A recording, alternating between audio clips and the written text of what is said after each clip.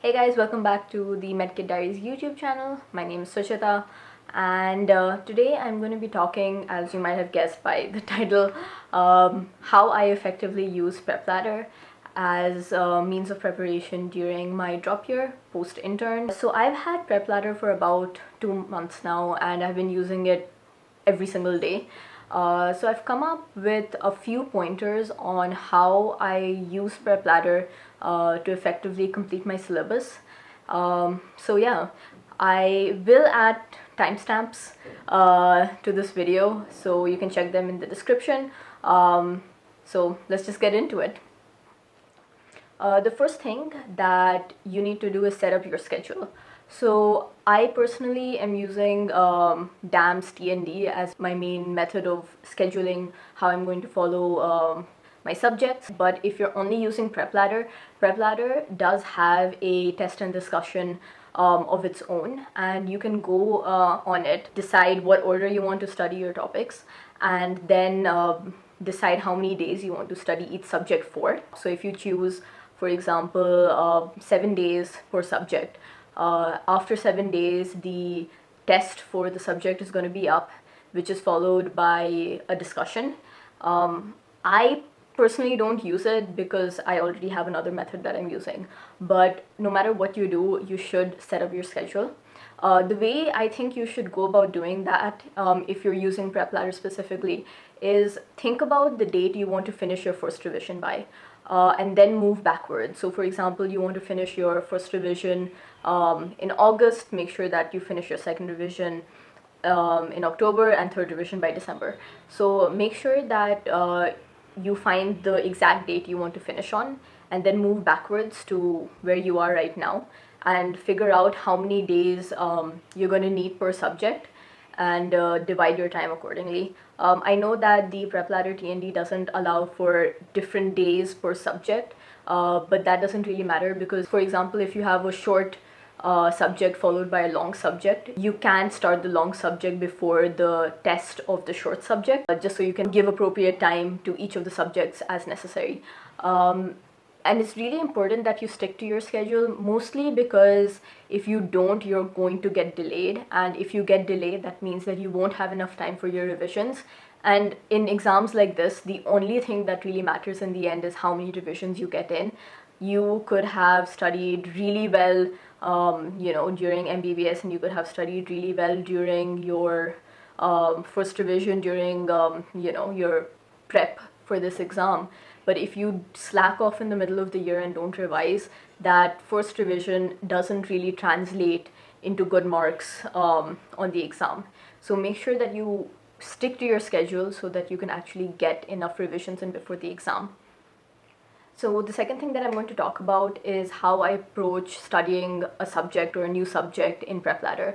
The first thing that I do is scope the subject, so to speak. So I see all of the topics that are in the subject, and then all of the subheadings within that. So I just have a brief outline of how everything's going to go.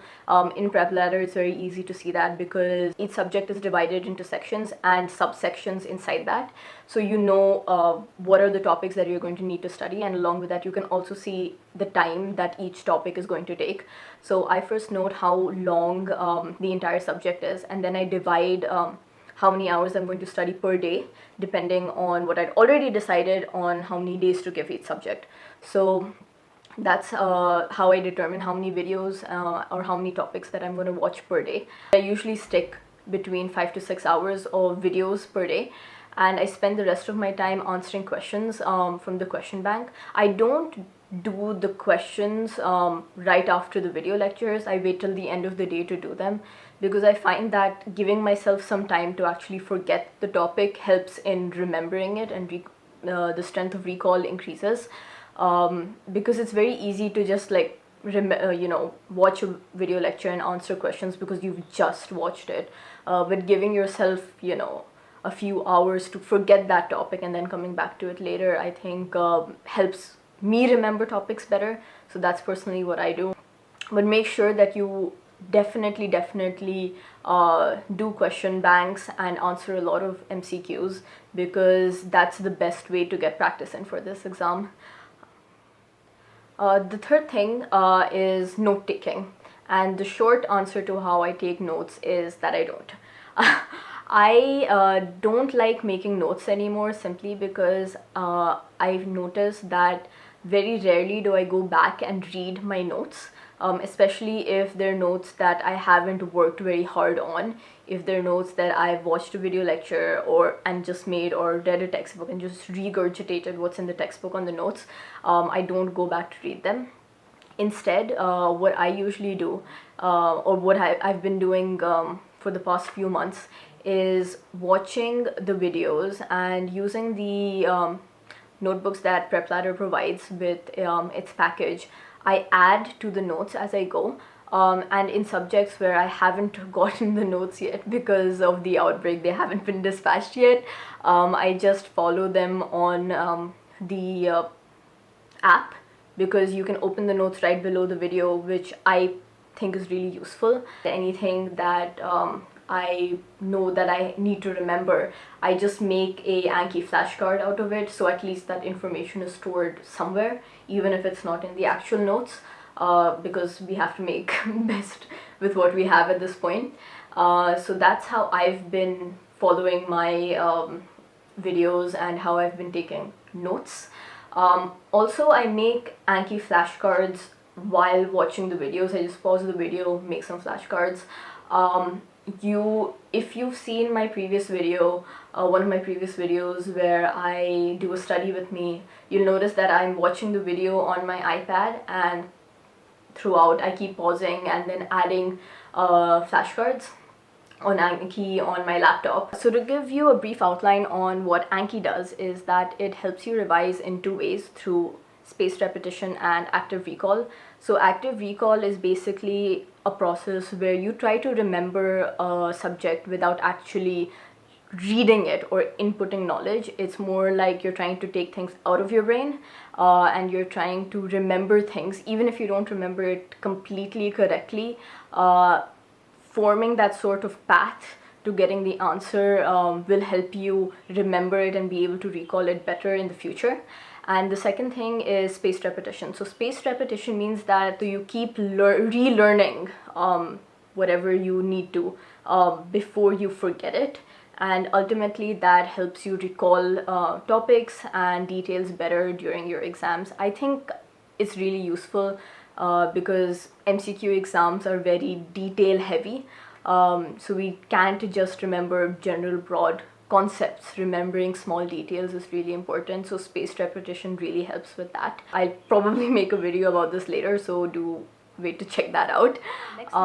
The next thing that I want to talk about is how to stay motivated while watching video lectures, because what I've realized is that very often I'll start a lecture, stop in the middle, go do something, never come back. So a simple thing that I've decided for myself, or a promise I've made to myself, is that once I start watching a video lecture, I won't stop. I won't stop to pick up my phone, I won't stop to go out, do something. If I have a thought like, oh no, I forgot to do that, I won't do that immediately. I'll write it down on a post-it which is on my desk, and I'm going to wait until the video lecture is over to do that. So basically that helps me make sure that I finish each topic on time, and it also reduces the distractions that I have around me.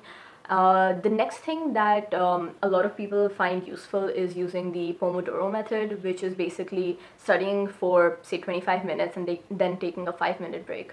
You can adjust the study period to break period time according to how you need it to be, but basically the idea is that having short breaks in between strong, intense periods of focus will help you maintain that over a longer period of time. So instead of studying for 3 hours really hard, you can now study for 6 hours with shorter breaks interspersed in the middle, which means that overall you're increasing your productivity. So those are the two ways that I make sure that I stick to watching my video lectures. Other than that, you can always tell somebody in your family, either your mom or your dad or a sibling, to make sure that they stay behind you. And since we're all in social isolation right now, make sure that you're studying and not roaming around your house doing something. But yeah, whatever method you use, make sure that you actually follow through on watching the lectures once you've done all of this planning. The next thing I want to talk about is how I set my schedule during the day to study the video lectures.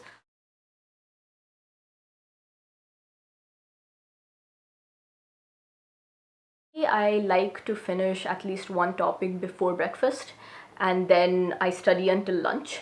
I have been making my lunch myself for a few days now, so that usually takes me about an hour to 2 hours, which is a good long break in between my study sessions. Usually I get another cup of hibiscus tea and then go back for my afternoon session, which is about 4 hours long. I take a break in the evening, have dinner, maybe go down for a walk, and then study until 10:30-ish at night. Every day it's not possible for me to follow through on this perfectly, especially the afternoon session is really difficult for me, because even if I have a productive morning where I'm following through it, after lunch I just become really lazy. But for that I keep reminding myself that it's only a certain number of videos that I need to watch, and I think the Pomodoro method really helps me during the afternoon sessions, because it's only 25 minutes of videos that I have to watch, so I try to finish at least 2 or 3 sessions in the afternoon. The next thing about using Prepladder is doing grant tests. So I'm sure everybody who's ever talked about this has emphasized the importance of taking grant tests, a lot of grant tests before the exam. And what most people say is that during this point of the year, March, April, we should be taking at least 1 or 2 grant tests every single month. In the beginning, I was really apprehensive about this because I hadn't completed my syllabus. I really didn't know most of the subjects very well, apart from superficially what I remembered from studying them during MBBS. So I went in not very confident, but I came out realizing that one, it's really important to take grant tests because it makes you know how fast or slow you are at answering questions. Second, it's made me realize how I need to approach subjects and topics while I'm studying them during my primary revision, because knowing what kind of questions come makes you realize what you need to focus on while you're studying this topic for the first time. So now when I read a topic, I kind of already know what questions can be made from this topic, what questions can come, so what information is necessary for me to remember. So I make my Anki flashcards according to that, and basically the whole point is to condense your syllabus into questions that are going to come and high yield topics, so to say. And you really won't know what high yield topics are until you attempt grant tests and you know what kind of topics are asked repeatedly in exams. So do go and take Prepladder grant tests. There are a bunch of different types of tests. There are AIMS, PGI, NEET, just regular subject tests, whatever you feel like is appropriate for you depending on what exam you're taking. Make sure that you take as many grant tests as possible before your exam and try to do them regularly. And once you take the exam, make sure that you go back and go through all of the questions so you know how to answer them. And if you've made any mistakes where you think that you could have gotten the right answer, note why you chose the wrong answer that you did, and make sure to correct that thought process for future exams. Also, don't just try to remember topics according to MCQs, because that doesn't work.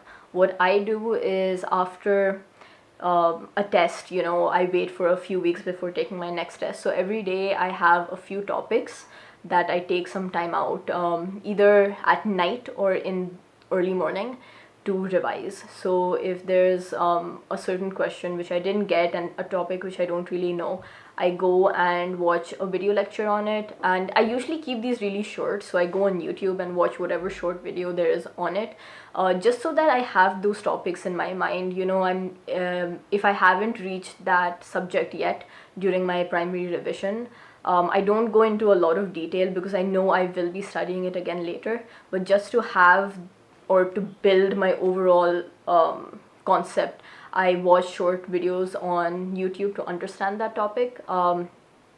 I find it useful because slowly a lot of the topics and a lot of subjects are coming together for me, which I find really exciting, especially because I think medicine is such a well integrated field.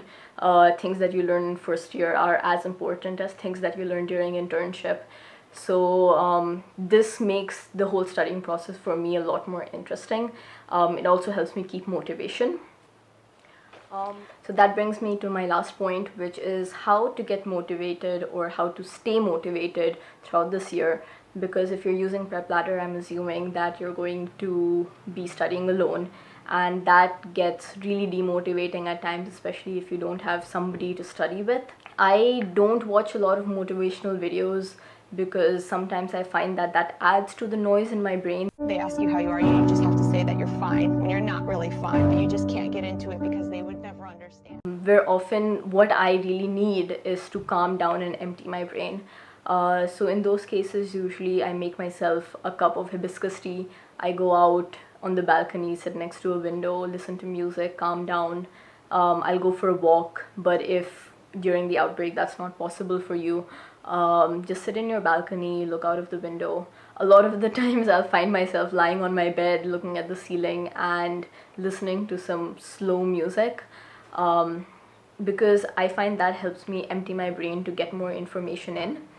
But if you guys are to follow any motivational videos or watch or need to watch motivational videos, I'd suggest watching the Bone Teacher, Dr. Abbas Ali's videos. I'll put a link in the video description, but I really like the way that he talks about specific problems that students face while preparing, and always interweaves the story within the motivation. I find that calming to watch, and it usually helps me get out of whatever slump or whatever funk that I'm in, to get me back on track to studying. So that's one source of motivational videos that I would personally recommend because I use that.